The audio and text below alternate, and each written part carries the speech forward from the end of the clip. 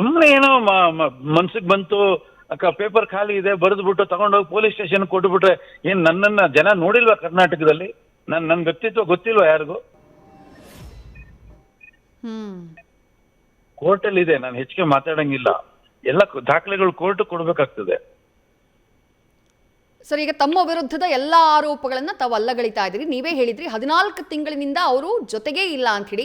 ಈ 14 ತಿಂಗಳಲ್ಲಿ ಅವರಾಗಿ ನಿಮ್ಮನ್ನ ಕಾಂಟ್ಯಾಕ್ಟ್ ಮಾಡೋದಕ್ಕೆ ಪ್ರಯತ್ನ ಪಟ್ಟಿದ್ದು, ಈ ವಿಚಾರವಾಗಿ ಏನಾದ್ರೂ ವೈಮನಸ್ಸುಗಳಾಗಿದ್ದು, ಆ ಥರದ್ದೇನಾದ್ರೂ ಮಾತುಕತೆ ಆಗಿತ್ತೆ ಸರ್? ಹಾಗಿದ್ರೆ ನಮ್ಮ ಹತ್ರ ಕಾಂಟ್ಯಾಕ್ಟ್ ಮಾಡೋದಕ್ಕೆ ಅವ್ರಿಗೆ ಯಾವುದೇ ಒಂದು ವಿಷಯಗಳಿರೋದಿಲ್ಲ.